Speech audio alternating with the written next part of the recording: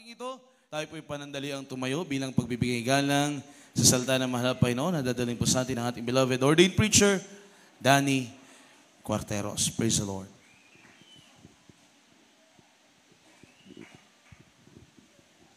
Praise the Lord. Itaas pang ating mga kamay, may mahal, mag-asang manalangin sa ating mahal na Panginoon. Hallelujah. O dakilang ang mga Diyos na makapangyarihan sa lahat, aming pinakamamahal na Panginoong Isus, sa oras na to, sa pangunat dalangin yung hinirang huling propeta, sa lahat ng mga bansa, aming kagalang-galang at minamahal na Pastor Wildy Estrada Almeda, sa akin pong pagdadala ng balamisa, ikaw man po magbigay sa akin ng karunungan at maglangis. Buksan mo, mahal na Panginoon, ang pangunawa ng bawat isa narito. Hipuin mo, Diyos, ang kanilang mga puso. Ipaunawa po sa kanilang ibang kaligtasan. Sa ganang aking magagawa at aking sinasaway na magawa ng kaaway. Di mo niyo ng hadlangan lumayas sa pangalan ni Jesus. Hallelujah! In Jesus' name. Praise the Lord. Palakpakan po natin ating mahal na Panginoon, may na mahal. Lahat magsabi, praise the Lord. Unang-una po, minamahal ang pinakamataas na pagpupuri, pagluwalhati, pagdakila, pagsamba, ay sa ating pinakamamahal na Panginoong Jesucristo lamang. And we give double respect and honor to the man of God, our beloved Honorable Evangelist Pastor Wildy Estrada Almeda, and we cherish the blessed memories and teachings of our beloved Honorable Assistant Pastor Liz Almeda. Sa inyong lahat, to our beloved viewers, ating mga beloved visitors, magandang tanghali na po sa lahat. Palakpakan natin ating mahal na Panginoon, minamahal. Lahat na pinagpala, sumigaw ng praise the Lord.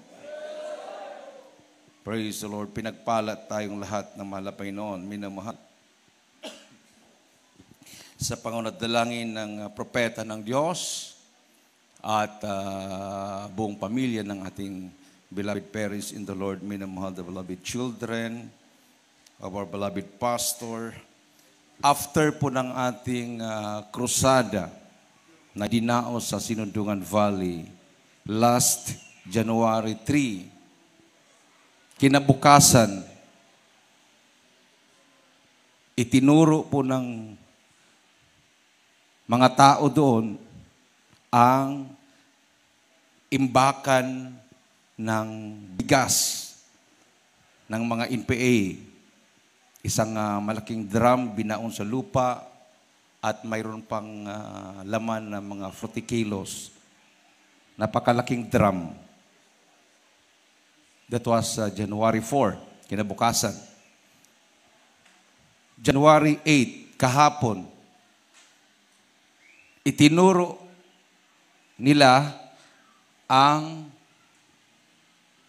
nilibing na armas, high-powered na mga armas, na nakalagay din sa drum. So, na-recover yung mga armas na yon. Ibig sabihin, ang mga tao doon, nabuksan na ang kanilang isipan sa salita ng mahal na Panginoon. Naka-post yun sa aking Facebook kung gusto nyong i-verify na i-share ko yun, yung pangyayari na yun, na naka-post sa 17th Infantry Battalion page ng Facebook at sa 5th Infantry Division. So makita natin, minamahal. Sabi nga ng Hebrews 4:12, ang salita ng Diyos ay matalas. Imagine for how many years nandoon yung sundalo. Walang nagsasabi na nandyan yung imbakan ng bigas, nandyan yung mga armas. Wala. Tikom bibig sila lahat. Sabi nga nung sundalo na kausap ko, pinull out nila yung isang detachment dahil dihado. Disadvantage. Dahil nakapaligid sa kanila yung NPA, yung plantation ng niyog, both sides, nasa gitna sila, mga NPA ang nagtatanim, mga kasamahan nila, mga supporters. So, anytime, pwede silang lusobin. Paghabulin nilang mga NPA, hindi nila mahabol-habol dahil may mga yungib, hindi nila alam yon. Pero ngayon, minamahal, after ng crusade, sa panadalangin nating mga pastor and the beloved children, mga tao na mismo ang nagtuturo. Palakpakan natin ang ating mahal na Panginoon. So, napakabisa ang salita ng Diyos. Ito yung kailangan natin. Amen. So, hindi kailangang pigilan ang pangangaral ng Ebanghelyo. Ito yung malaking bagay, minamahal, para matapos na itong problema sa terorismo. Itong pandemic na ito, minamahal. So magkaroon ng panampalataya ang mga tao. So sabi nga ng Bible, faith cometh by hearing, and hearing by the Word of God. Pwede mong pigilan yung pagsamba kung yung pagsamba na yan ay parang walang nangyari. Katulad ng mga kinagisnan na nating mga tradisyon, mga prosesyon, translasyon, ati-atihan, walang mga kwenta lahat yan. Matagal na po tayo minamahal na nasa higanting relihiyon. 500 years na. Pero walang pagbabago ang buhay ng tao. Dalawa lang ang santo. Sa Bible sinabi, pag hindi ka maging santo, pag hindi ka maging santa, hindi ka makakapasok sa langit. Ibig sabihin, sa 500 years, dalawa lang makakapasok sa langit. Kasinungalingan po yun, minamahal. Amen. Sa Hebrews 4:12 and 1 Corinthians chapter 1 verse 2. Pakibasa. Praise the Lord. Dito po sa mga aklat sa mga Hebreo, sulat sa mga Hebreo, kabanata 4, ang talata po ay 12, ganito po nasusulat. Sapagkat ang salita ng Diyos ay buhay, at mabisa, at matalas kaysa alinmang tabak na may 2 talim, na bumabaon hanggang sa paghiwalay ng kaluluwa at espiritu, ng mga kasukasuhan at ng utak, at madaling kumilala ng mga pag-iisip at mahaka ng puso. Palapakan natin ating mahal na Panginoon. Imagine, maglalakad ka, walang katao-tao, makasalubong mo, armado. Wala namang sundalo doon, lugar na yon. Dahil ang sundalo na nandito lang sa San Juan at Masi. Pero nakasalubong sila ng mga armado doon sa kalagitnaan ng Masit San Juan. Yun yung daanan ng NPA. Yung lugar na naliligo sila, may mga yungib doon na nakikita nila. May nagsabi sa akin, pagpasukin mo yun, parang katedral ang loob noon. Mas malawak pa dito sa chapel ang loob. Mayroon pang yungib dyan na 15 chambers. Pagpasok mo, din may maliit na naman na pintuan. Pagpasok mo, malaki na naman. Hanggang 15 chambers. Ibig sabihin, sa layo niyan, 15. Parang ibig sabihin, yung bundok doon sa Sinundungan, ang ilalim noon, puro pala tagusan ng yungib pala lahat yun.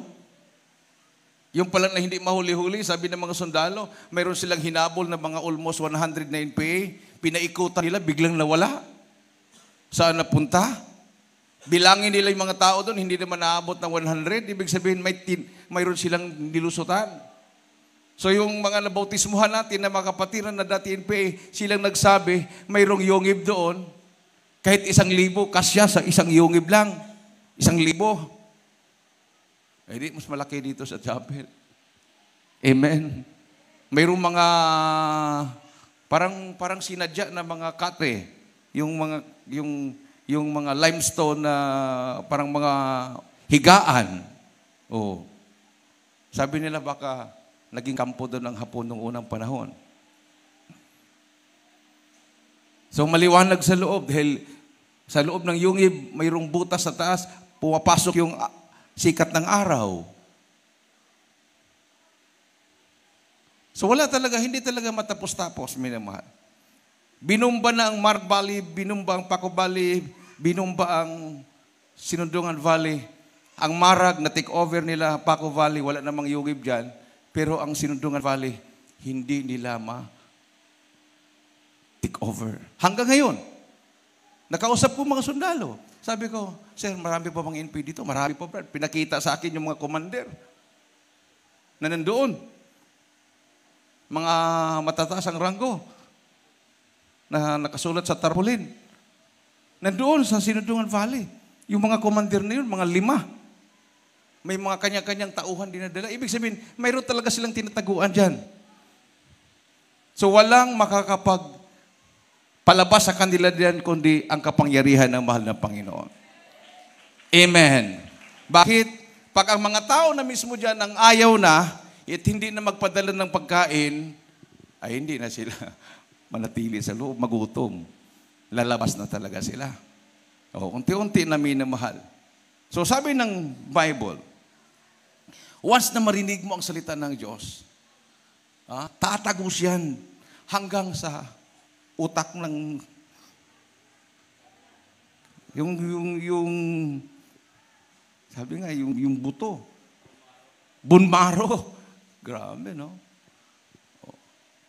Ganon ka powerful ang salita ng Diyos.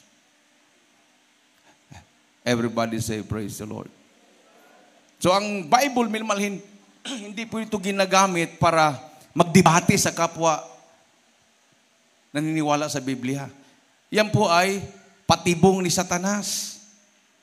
Pag may nakikita ka nagdidebate, na sila daw ang nasa katotohanan, yung isa naman sabi na sa katotohanan, puro yan mga instrumento ng demonyo, wala sa katotohanan lahat yan, ng dalawa nang nagdidebate. Ba't mo pagdebatihan ng Bible? Binigay bang Biblia para pagdebatihan? Ang Biblia ay binigay para ibahagi at ang makakarinig, magsigaling ang kanilang mga sakit, magbabago ang kanilang mga buhay.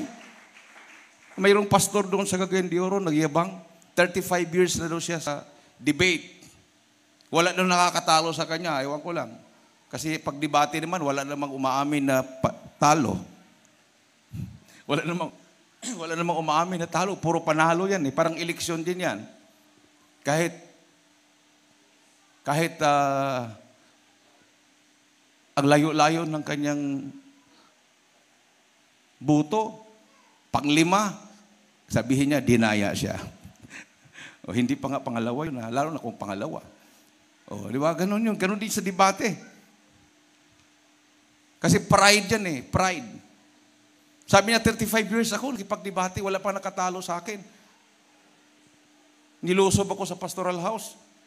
Napakinggan kita sa radio. Sabi niya.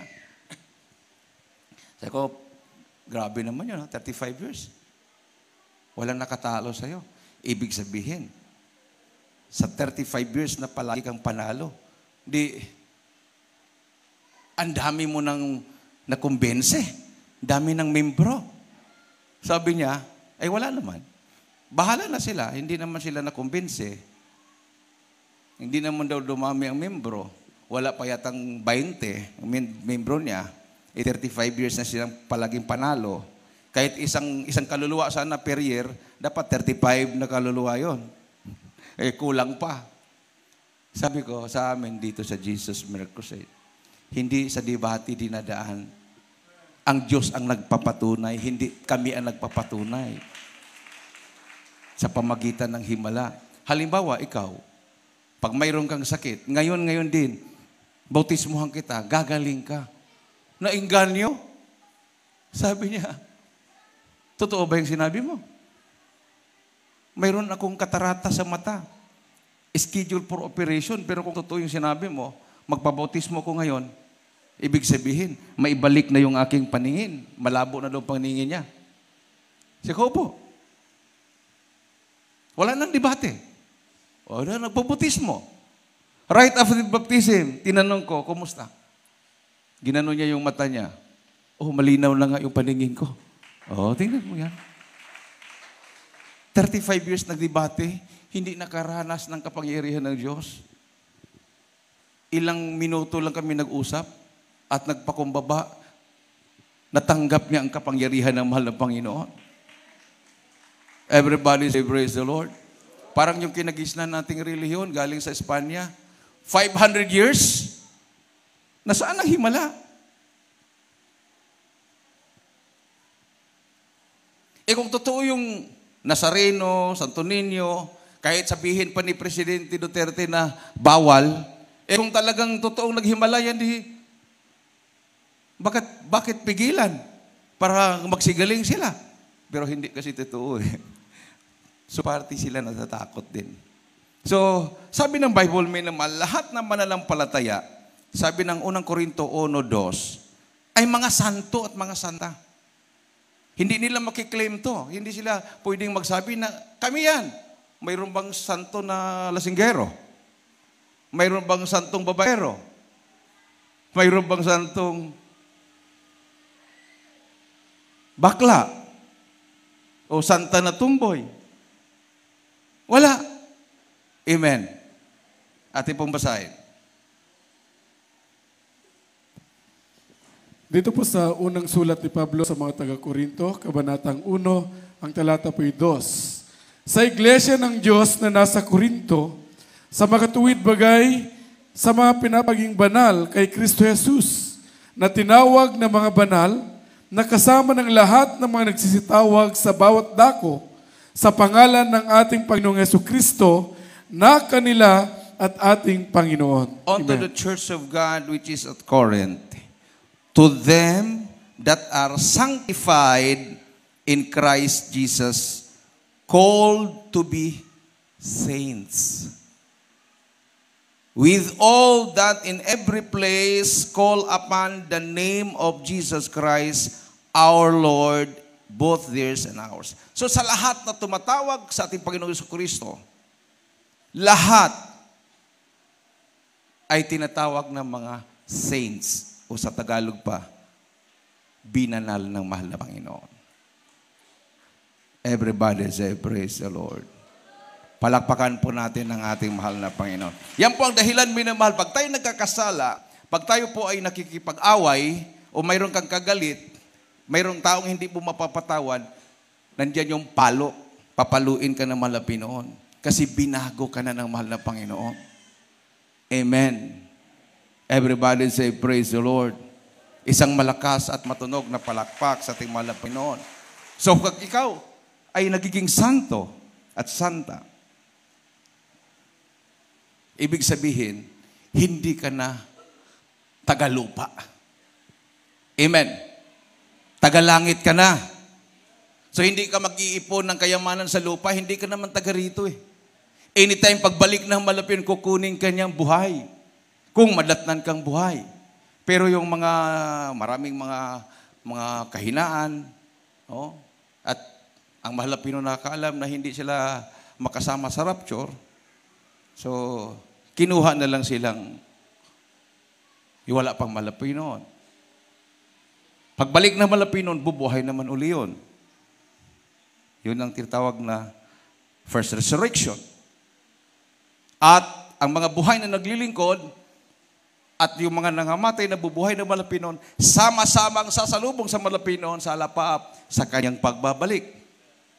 Everybody say, praise the Lord. Isang malakas at matunog na palakpak sa ating mahal na Panginoon. So, hindi dapat malungkot. No, yung iba, pag may mamatay na loved ones na naglilingkod na sa Malapinon, halos mabackslide. Hindi nadadalo. Lungkot sila. Okay lang kung yung namatay, hindi pa save, ay talagang malungkot ka. Dahil impyerno talaga itatapon yun. Pero kung na-save na, condolence dito sa lupa, pero pagdating niya sa langit, alang magsabihin ng anghel, condolence, Brad. Welcome! Congratulations! Nandito ka na! Amen? Dito sa lupa, ang ginagamit natin, siyempre, condolence. Sinong kinokondolence natin? Yung mga naiwan na mga loved ones kasi nalungkot ka. Pero yung namatay, condolence mang sasabihin mo sa kanya. Congratulations. Tagumpay ka na. Sabi nga ni Apostol Pablo, di ba? For to me to live is Christ and to die is gain. Ang kamatayan ng isang Kristiyano ay tagumpay. Eh kung gagamitin ka pa ng malabay noon, katulad nito, binigyan tayo ng mga buta, isang kapatiran na hipo, nakita na nakatsinelas, siguro mayroong mga nagla-live wala kasing signal doon eh. Nagpo-post siguro na habang naglalakad sila, yung sinilas nila, nag-post ka ba? May nakakita na kapatiran, na awa, na hipo. So lahat nakasama sa sinundungan, bibigyan ng tagi-isang pares ng buta. So naka-order na po kami. At hindi lang buta. Nag-request ang mga brothers, pantalon. So mayroon na rin nabiling pantalon para sa mga brothers. Long sleeve sana, pero sabi na pantalon daw.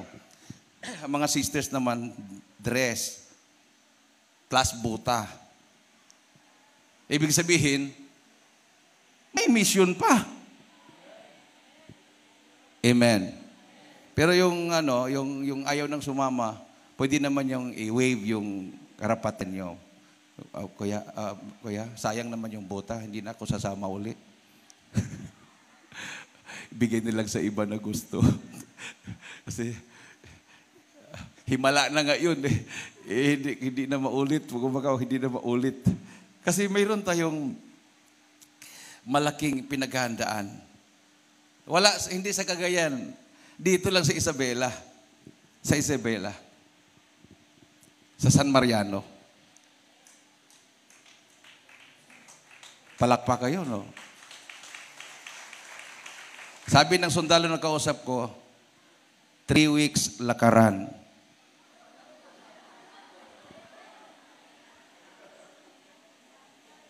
3 weeks.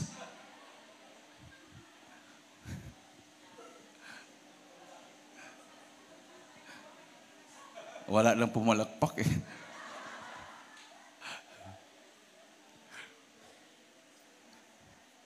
Bakit 3 weeks?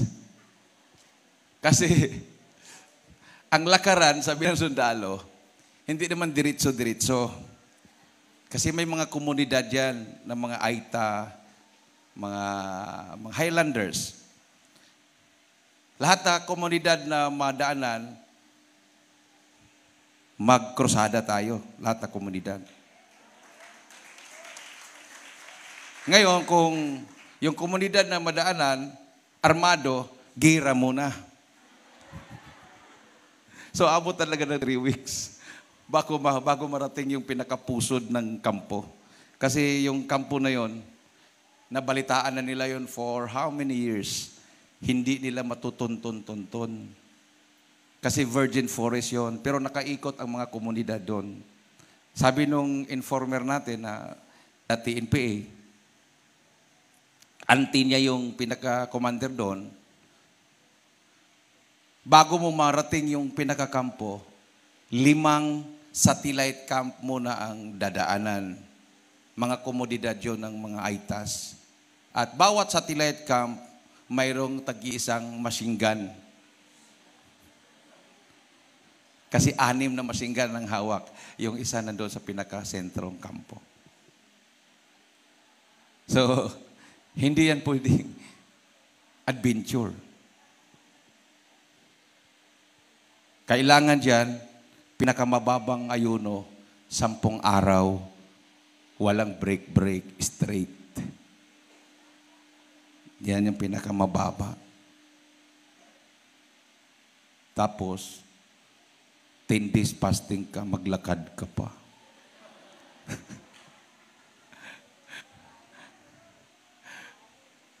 Hindi natin alam kung paano mangyari.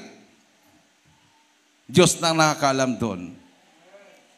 Basta, katuwang natin ang buong puwersa ng Armed Forces of the Philippines. Particularly ang 5th Infantry Division. Pinag-usapan na nila yan. Pinaghandaan. Tayo naman naghanda through fasting and prayer. Kasi tayo talaga gagamitin ng mahal na Panginoon. Na-prove na noong January 3. Lalo silang nakukumbinse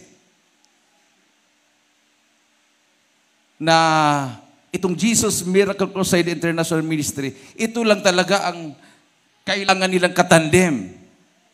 Amen. Kasi pag makumbinsin natin ang mga tao, sila na mismo magtuturo. Sila na mismo magbibigay ng informasyon. Instead na lakarin mo ng 3 weeks, baka naman may shortcut. Dadaan sa ilalim ng lupa. Baka may tunnel. Mayungib. Sabi ko nga, mahal na Panginoon, pagalingin mo itong mga anak ko na nagkatigdas na hindi na dumidilat. Ngayon din, pupunta ako ng Tugigaraw kasi ayaw ko talaga eh. Kahit dalhin mo ako sa kampo ng mga NPA, kahit sa ilalim ng yungib, basta may taong makikinig ng salita mo, papasukin ko.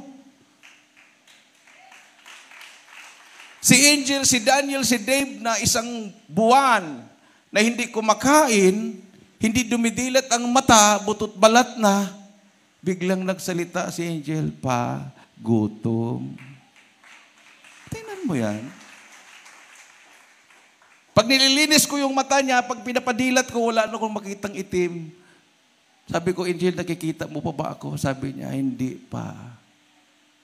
Si Daniel, ganun din. Ganun din si Dave.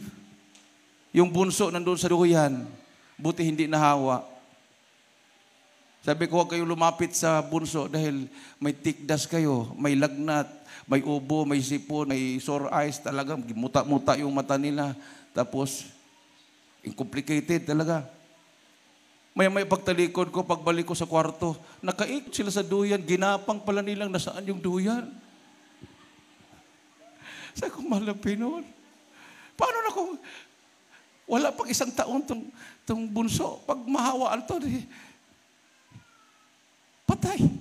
Sabi ko, sundin na kita, mahal na Pinoon. Susunod na ako, pupunta na ako doon. Pagalingin mo lang, mga anak ko. Instant, sa araw na yon, pinagaling sila ng mahal na Pinoon. Nilinis ko yung mata nila, pagdilat nila, nakikita na nila ako. Maya-maya naglalaro na. Ganun ang mahal na Panginoon. Pag susunod ka sa kanyang kalooban, ano mang hihingin mo, hindi kanya tatanggihan. Amen? Pero kung hindi ka susunod sa kanyang kalooban, kahit matanggal yung tuhod mo sa kaluluhod, walang Diyos na didinig sa'yo. Iiyak ka nila ng iyak, Lord. Tanggal ng tuhod ko, Lord. Namaga na. Wala na luha. Nangangalay na ang kamay ko sa katataas. Wala. Bingi ka sa akin.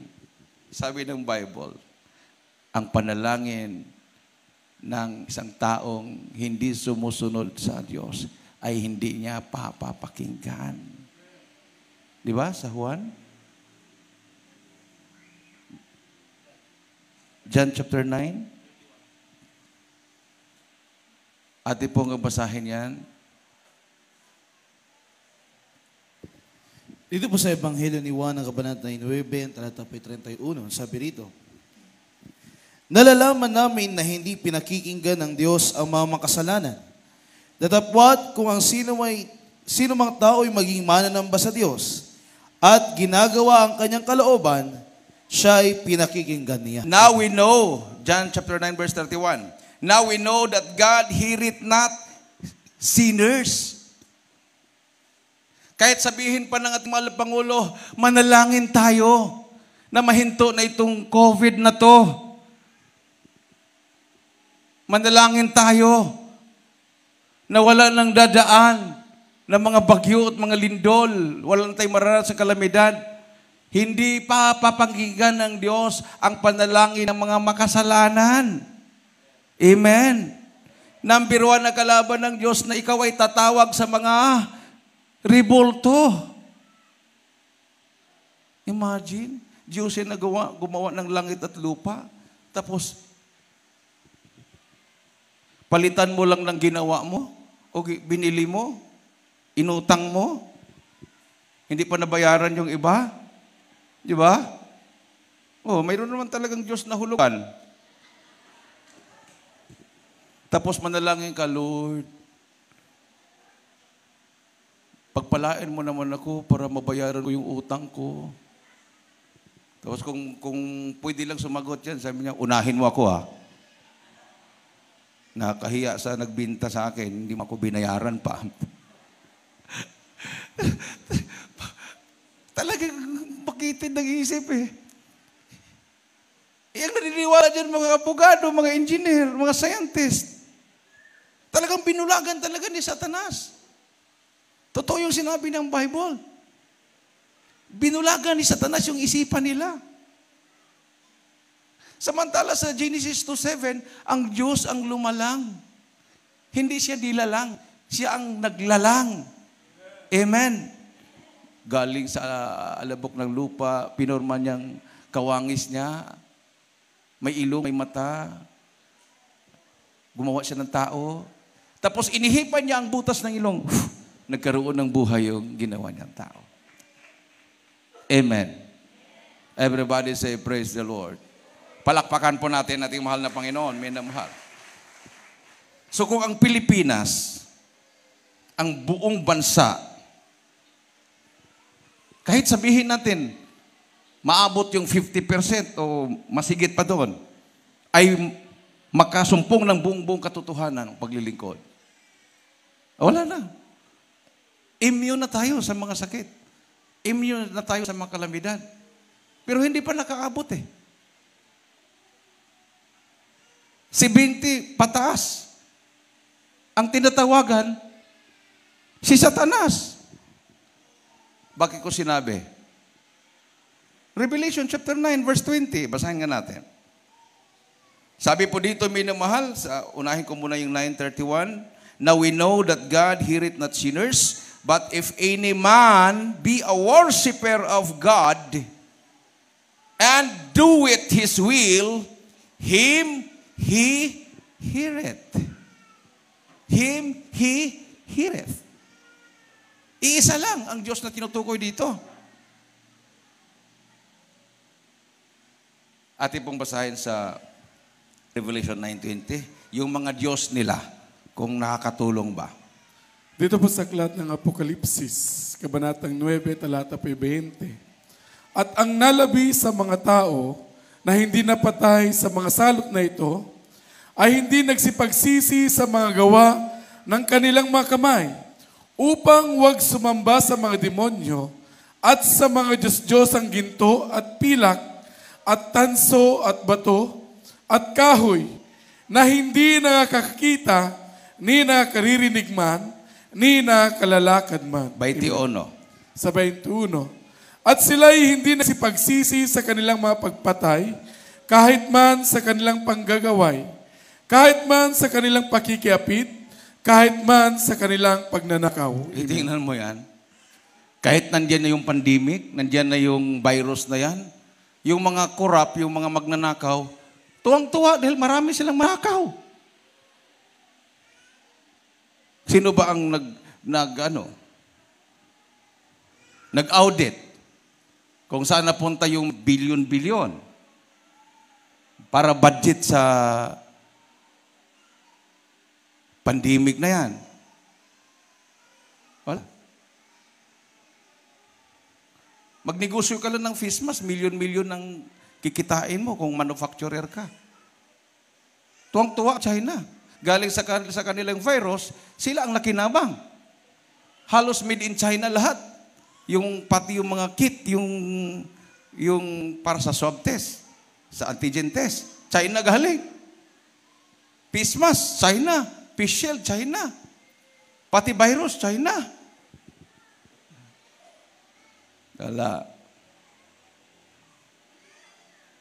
Wala naman tayong narinig na maraming namatay sa China.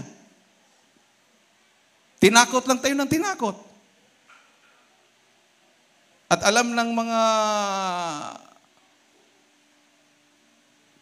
tao na pag ang tao ay lalong lalapit sa malapit noon, hindi siya matatablan ng virus. So, pinagbawalan na lumapit sa Diyos. Sa bahay lang kayo. Para mga matay na kayo dyan sa bahay nyo sa kaiisip, sa problema, wala ka nang makain, hindi ka na makatrabaho, hindi ka na makapagsamba. Di ba?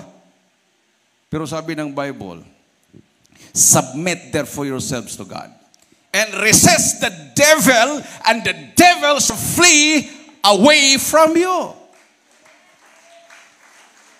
Pag sunod-sunuran ka ng sunod-sunuran, ay talaga naman, hanggang tayo nga ang pagtawa ni Satanas. Sabi ni Satanas, talo ko kayo.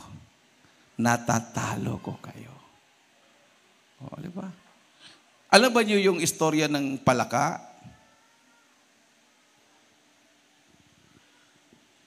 Parang ganun ang nangyayari sa mga tao sa buong mundo. Para silang mga palaka na nilagay sa kaserola. Punong-puno ng tubig yung kaserola, pero hindi sila tumalon. Palangoy-langoy lang sila sa loob. Hindi nila alam sa ilalim, sa puwitan ng kaserola, mayroong apoy. Maliit lang na apoy. Hindi binigla. Dahan-dahan. Kasi pag biglain mo, ay tatalon talaga si palaka. Kasi iinit yung tubig agad, at tatalon yun. Dahan-dahan. Na hindi nila nalalaman. Dahan-dahan. So, unang-una, langoy-langoy na sila. Wala naman eh. Oo, langoy-langoy. Habang tumataas yung temperature, normal lang. Ganon din, di ba? Makakaranas din sila doon. Pag may araw, mataas ang temperature ng umiinit din yung tubig, di ba? Oo. Hindi sila, wala silang pake. Yung pala, unti-unti nang pinaparalyze yung mga nerves. Nerves muna sa kanilang katawan. Katagalan, parang naramdaman nila pag sila'y sumisisid, parang mas mainit dito sa ilalim. Parang kukulo na yata. Gusto nila tumalon. Ay, hindi na sila makatalon. Paralyzed na eh. Gusto nilang lumaban. Hindi na sila makalaban. Paralyzed na sila. Hanggang kumulo na nga, naluto lahat. Ganon ang nangyayari. Paunti-unti, paunti-unti. Sunod ka ng sunod. Ang galing pang magbisikulo. Romans 13. Romans 13. Obey. Hindi normal eh. Kailangan pag Krisyano ka, mayroon kang discerning spirit. Paano kung antikristo na yung namumuno ng buong mundo? Paano kung ito na yung sinasabi ng Bible na maghari ang antikristo, kontrolahin niya ang buong mundo? Di wala na, pasok ka na. Mamaya mo na tayo mag-Bible study, wala mo ng krusada, pandemic. Wala na. Ma-virus na lahat. Pati panampalataya natin, naapektuhan na. Sabi ng Bible, minamahal, lumaban ka. Hindi ito normal. Gusto mang kontrahin ng ating Pangulo o mga leader natin, pero wala na silang magawa. We are governed by the United Nations, lalo ng World Health Organization. Pinautang tayo ng bilyon-bilyon. So, ibig sabihin, we need the miracles of God. Kahit ang ating mahal na Pangulo, kahit ang ating mga leader, kahit ang armed forces, kahit ang mga kapulisan. Ang makakapagligtas na talaga sa atin ngayon, ang himala ng Diyos. Amen.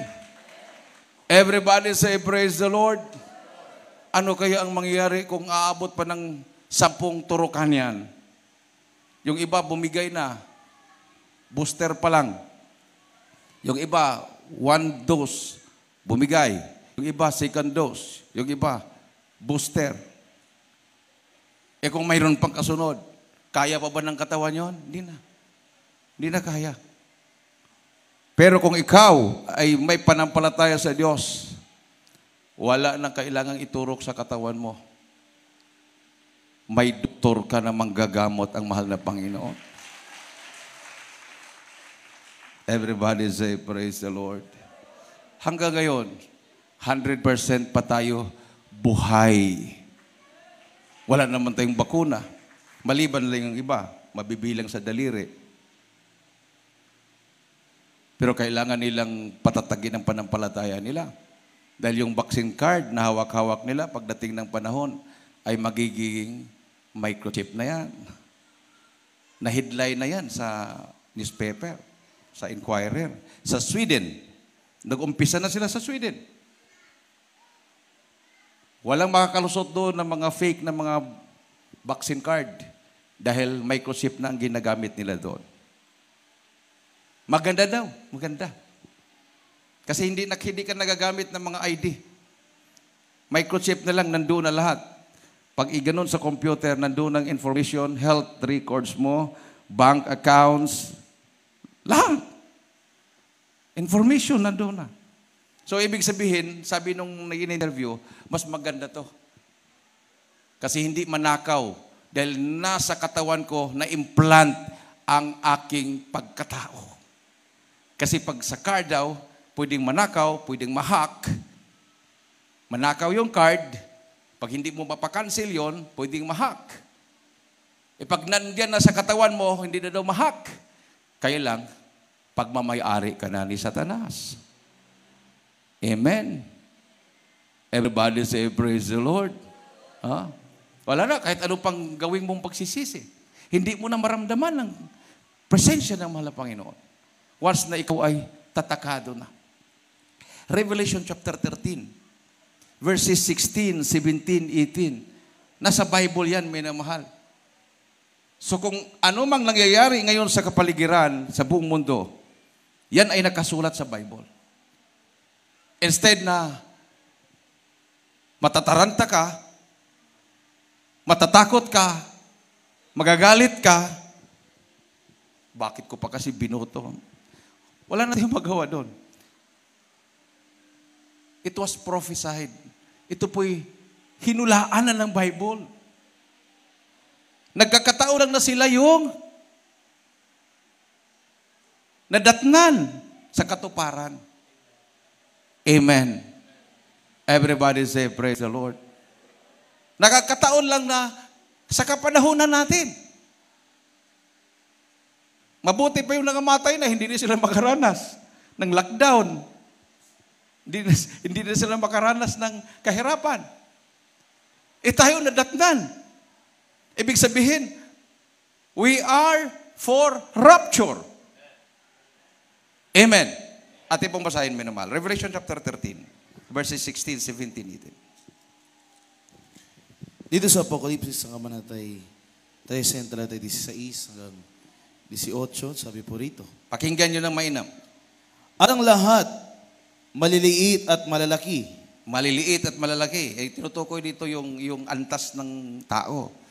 At mayayaman at mga dukha. Mayayaman at mga dukha. At ang mga laya at ang mga alipin ay hindi pinagbigyan ng isang tanda sa kanilang kanang kamay o sa noo.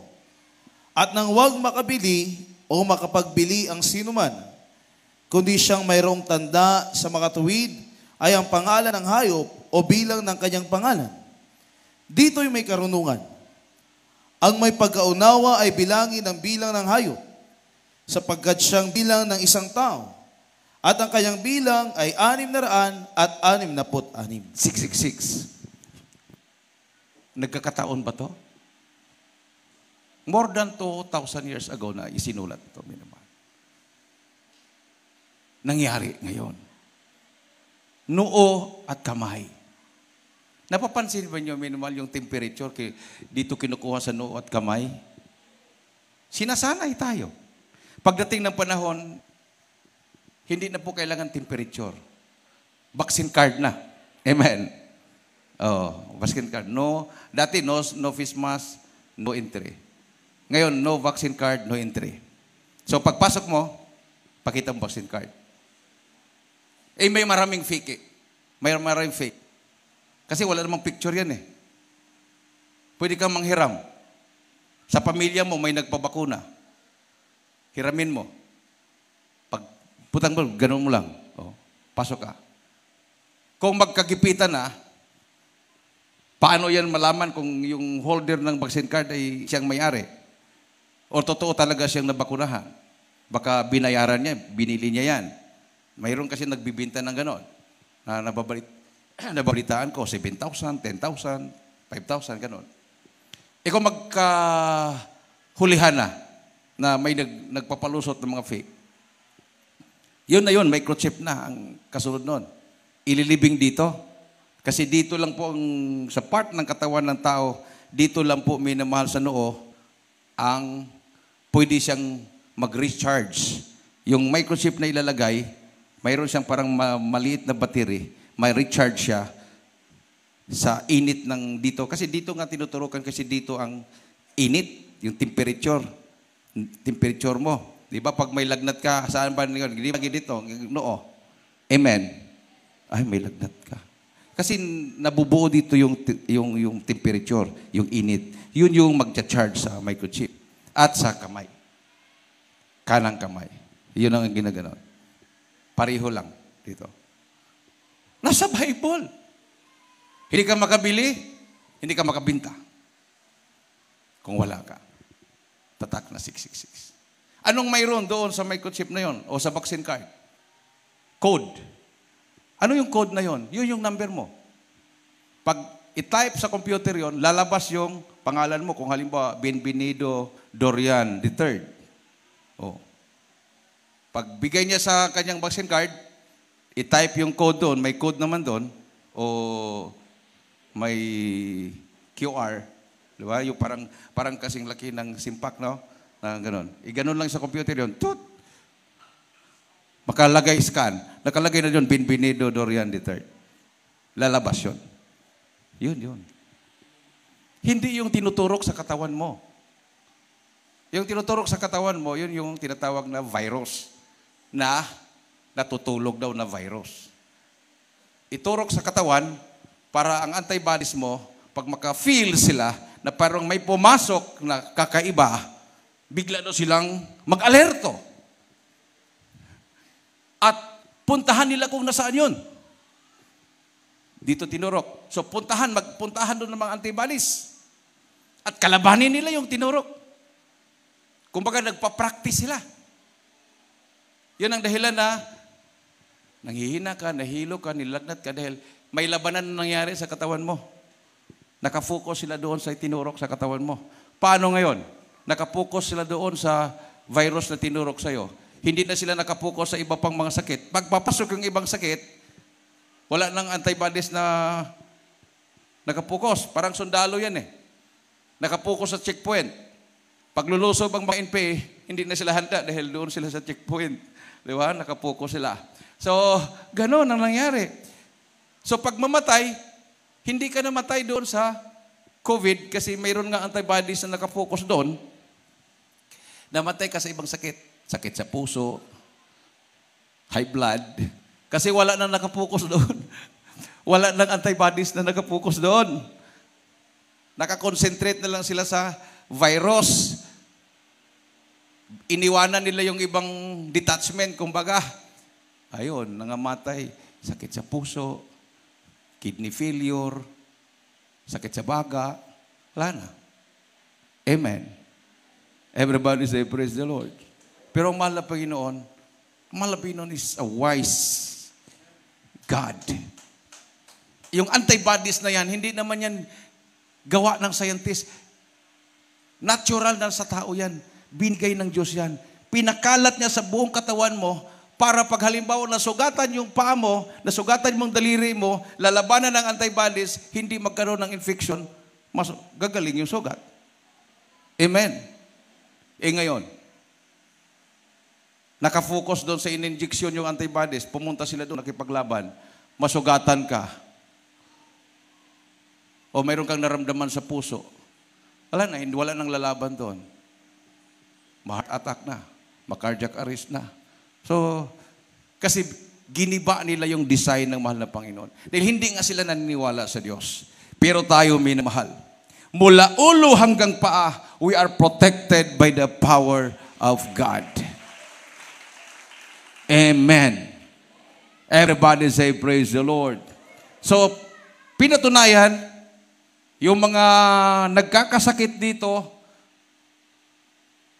na may mga malalang sakit, sumama sa krusada, dito lang hanggang dyan sa kabila, hinihingal na sila, sa kabilang karsada lang, o ilan lang, wala pang 5 minutes, wala pang 3 minutes.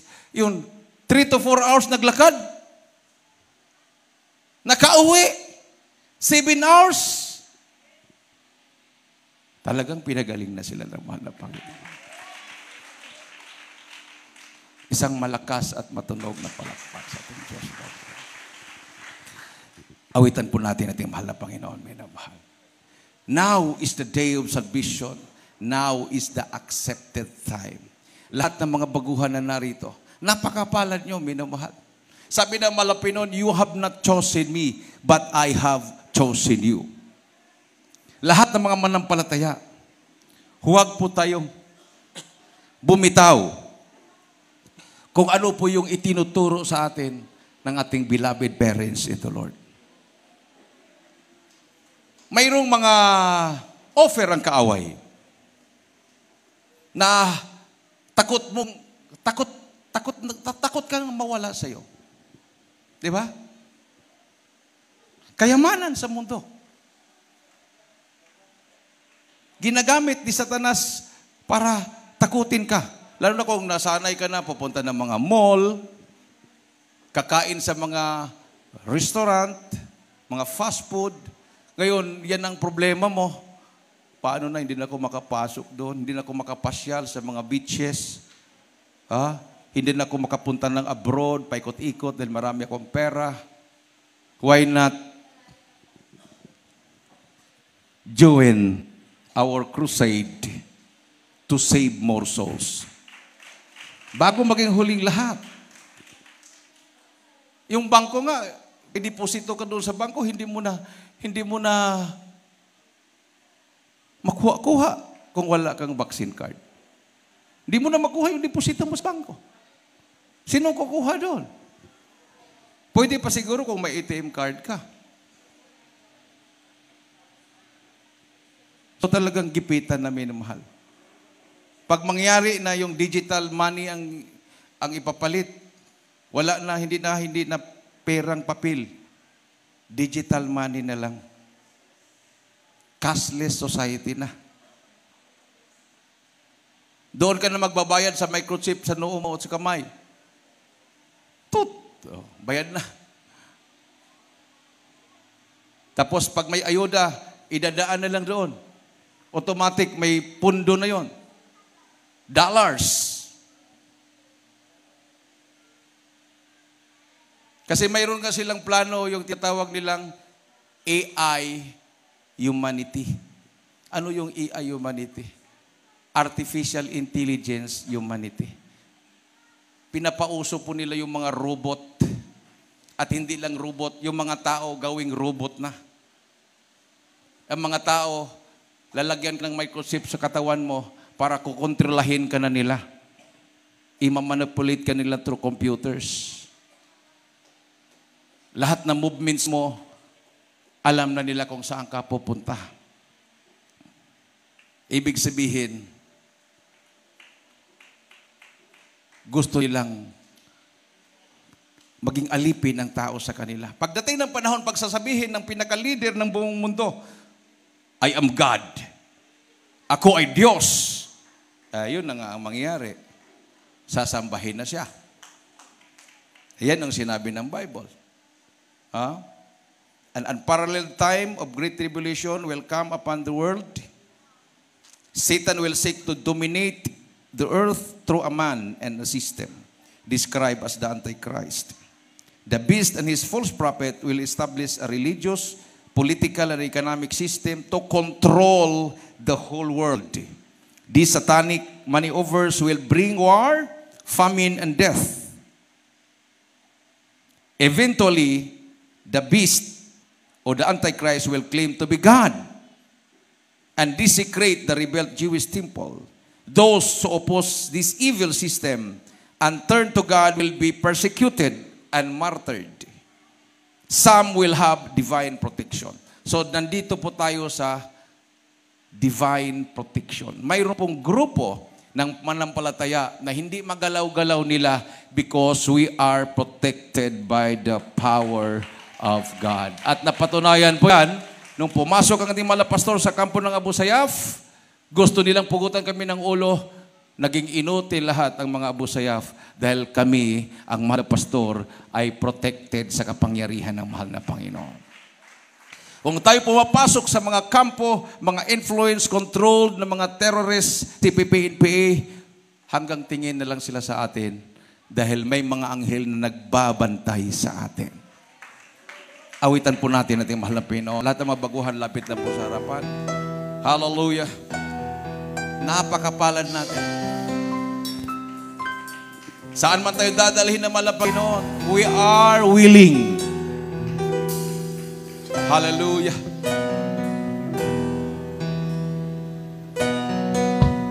Saan mo man dalhin ang buhay ko, hindi ako makarindi sa'yo.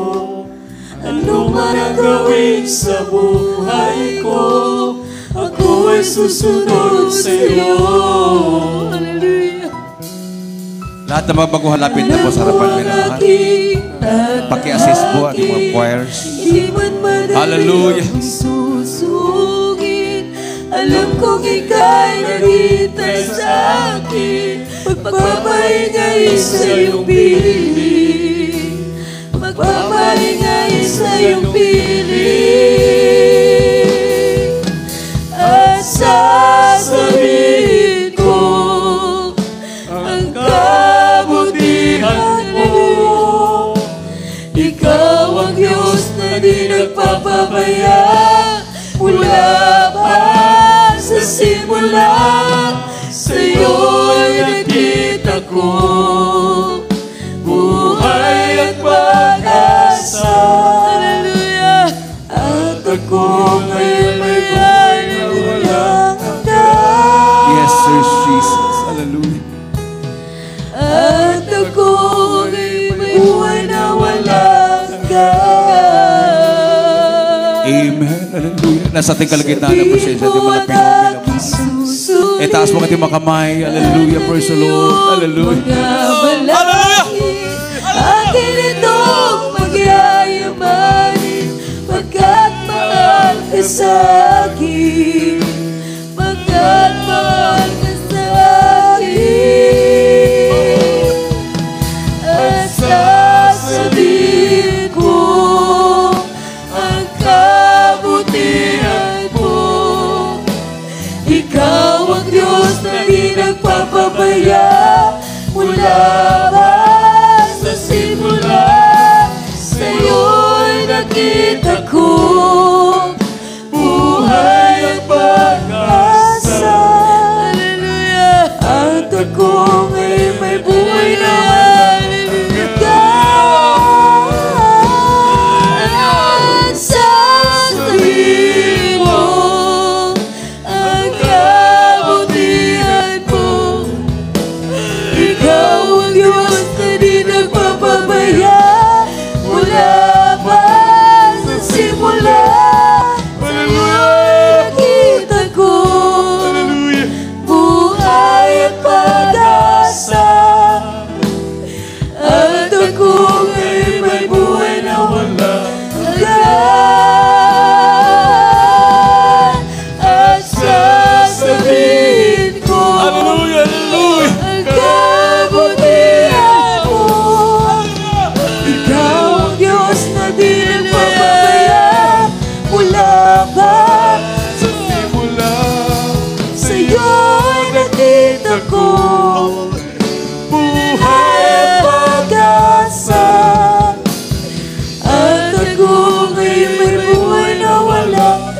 hanggan. At ako ngayon may buhay na walang hanggan. Glory to Jesus. Hallelujah. Praise the Lord. Hallelujah. Hallelujah. Praise the Lord. Sa lahat ng mga baguhan, minamahal, itaas yung mga kamay, mga viewers, sumunod ka sa panlang ito, banggitin po yung taos puso. Mahal na Panginoong Isus, maraming salamat sa Ebanghelyo na kaligtasan na aking napakinggan sa oras na ito. Mahal na Panginoon, patawarin mo ako sa lahat na aking managawang kasalanan. Ako po ay taos puso na nagsiksisi. Tinatanggap kita na aking personal na tagapagligtas. Panginoon, Diyos, Hari ng aking buhay. Pumasok ka sa aking puso. Isulat ang aking pangalan sa aklat ng buhay, sa kalangitan. Iligtas mo ako. 10 aking pamalas sa buhay. Ako'y maglilingkod sa iyo mula ngayon hanggang sa iyong pagbabalik. In Jesus' name, I pray. Amen. O dakilang mga Diyos na makapangyarihan sa lahat. Sa lahat at tumanggap sa mga Pinoon, aloy patawarin mo sa masal, baguhin mo kailang mga buhay. Gawin mo silang tunay na Kristiyano, isulat mo kailang mga pangalan sa aklat ng buhay sa katad. Ligtas mo sila, mahal na Pinoon, 10 mo sa buhay. In Jesus' name I pray. Amen and amen. Praise the Lord. Ilagay po tayo ng kanang kamay sa ulo, kaliwang kamay sa parte ng katawan na may karamdaman. Tayo po yung magkaisa manalangin sa ating mahal na Pinoon. Hallelujah. Hallelujah, hallelujah. Dakilang Diyos sa mga balas sa balas po yung pangalan sa mga Pinoon. Sa punat dalangin yung hinirang ulit propeta, aming kagalang-galat, minamahal na pastor, Will D. Salmeda, hallelujah sa oras ng mga Pinoon. Humingi po kami ng kapatawaran, sama kami nagkulang, nagkakamali. Ano may manaisip na gawin na banggit may mga labi na hindi kaya-aya sa iyong patawarin mo sa mga Pinoon. Hallelujah. Sa iyong dakilang pangalan na aking sinasaway. In Jesus' name, cast out demons of sickness and diseases, demons of cancer, leukemia, TB, diabetes, heart disease, hallelujah, demons of COVID-19, hallelujah, cast out, cast out, cast out, in the name of Jesus, vices, problems, and unbelievable doubts, property, cast out, sickness be healed, in Jesus' name, in Jesus' name, in Jesus' name. Praise the Lord, hallelujah. Tumayo po tayong lahat, minamahal, bilang pasalamat sa ating mahal na Panginoon. Itaas po natin ang ating dalawang kamay and let us jump 3 times and shout, Hallelujah, praise the Lord. 3 times. Hallelujah, praise the Lord. Hallelujah, praise the Lord. Hallelujah. Praise the Lord. Lahat magsabi, praise the Lord. Praise the Lord. At tayo po minamahal ay